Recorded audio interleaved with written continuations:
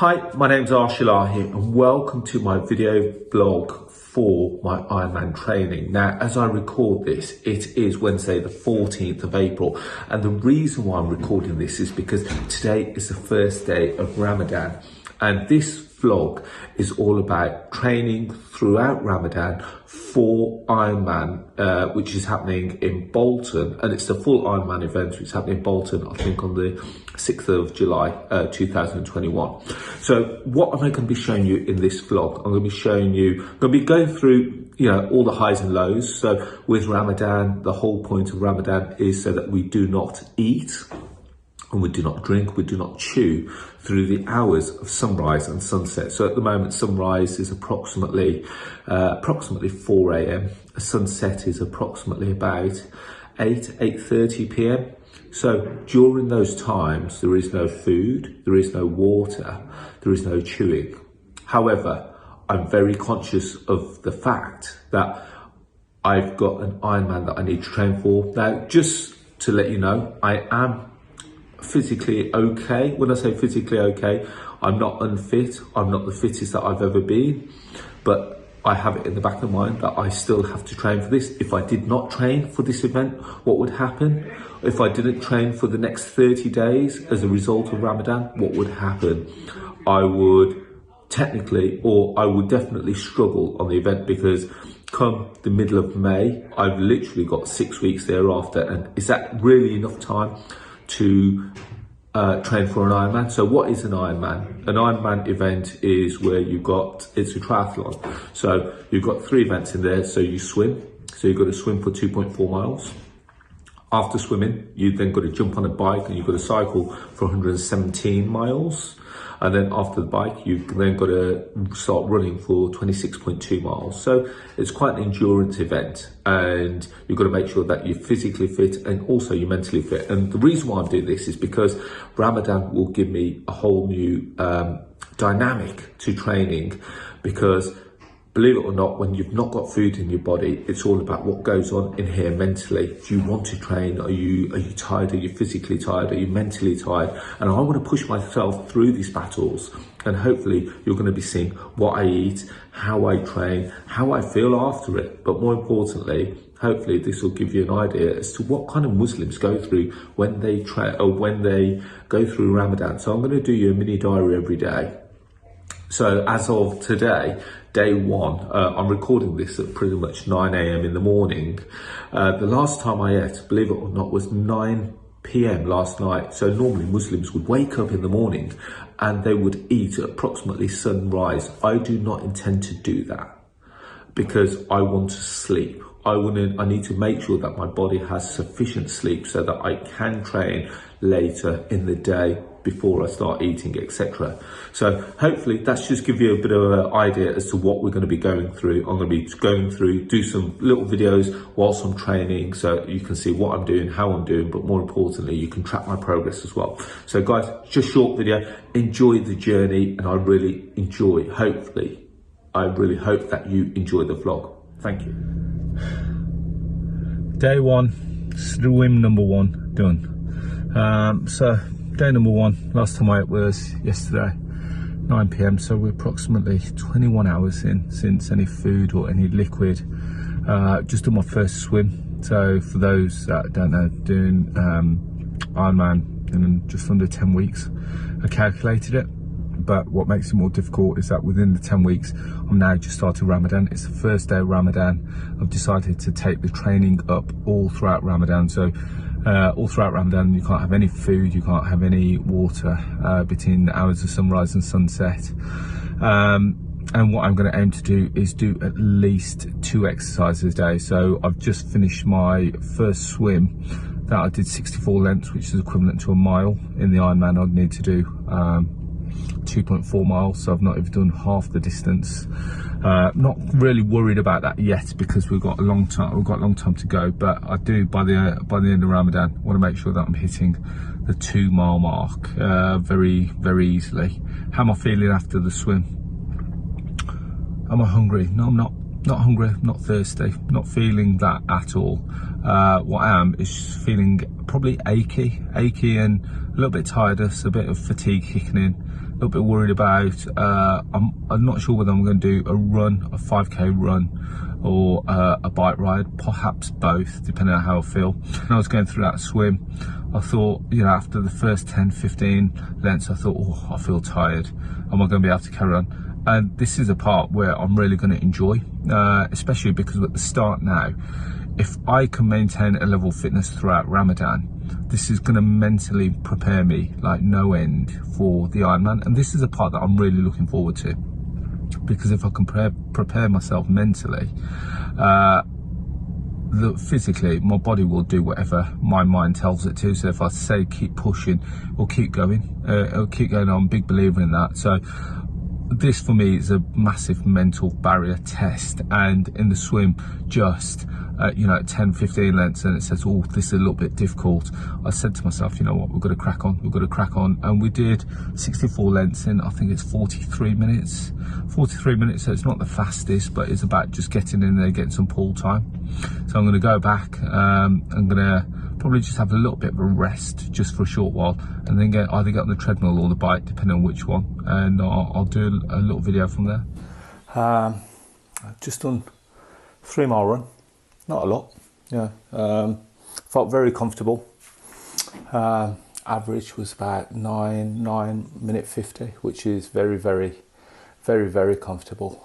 Could have gone running for a lot longer, but to stick to the discipline that, oh, here we go. I'm still on the treadmill.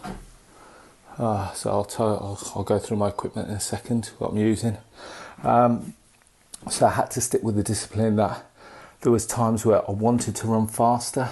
There are times where I wanted to run longer, and I said that, you know what, guys, this is a sprint. Sorry, this is a marathon. This is not a sprint. So there are times where I kept thinking, oh man, am I going to creep under 30 minutes, which is 10-minute mile? A bit of vanity kicked in there, and I just had to stay with the program. The program, you can see, sweat patches, but you can see that day one, we're approaching 23 hours, no food, no water, and here I am doing 64-mile length swim this afternoon, just a couple of hours ago, and now I've just done my first 3-mile run in the month of Ramadan 2021. I find it harder to run slower than I do run faster. That's one of the lessons that I learned in this session anyway. My body kept saying, come on, Arsh, we can do faster than this. We can run faster than this. But then I kept having to say to myself, remember, we're not doing it for speed. We're doing this for longevity, and we're doing this for sustainability. And that is a key thing for me here. I could, on this speed, could have run easily 6, 7, 10 miles tonight. And it'll be interesting to see what happens as I progress through the 30 days as to how many miles I can actually do, because it's not about me running fast here. It's about me ensuring that I've got the mental sustainability and the mental ability to carry on and make it sustainable. Because when we're going through an Ironman, a large majority of the battle is going to be mental. Physically, you know, in an Ironman, I'll be able to drink, I'll be able to refuel. Here, I'm not doing any of that. So this is the biggest battle. So guys, I'm going to share with you shortly when I do break my fast, what I'm going to be eating. But in the meanwhile, just to let you know, even though my room's a bit of a tip, I've got a treadmill there, and I've got it's a road bike, but it's a more of an electric style training bike. So they're things that I'm going to be using for the bike rides and the road. And the reason why I'm probably not going out on the road, just for safety really, just in case something happens, blood sugars run really low and I collapse, I'd rather do it in the comfort of my own home, so that should anything happen, I can very quickly call on people. So yeah, next stage, food. So here we are at mealtime, end of day number 1.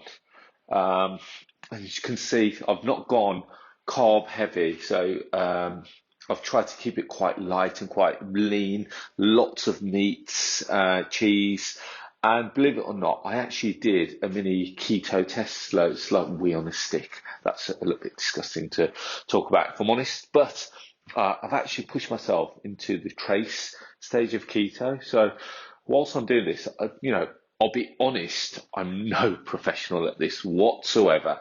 I'm just making it up as I go along, and I'm seeing what I can do and see how far I can push myself. So I've pushed myself into a first part of keto, ketosis, which will be interesting to see how this burns off the fat. And as a result of burning off the fat, losing some weight, if this makes me quicker, it makes me sharper, not only physically, but mentally.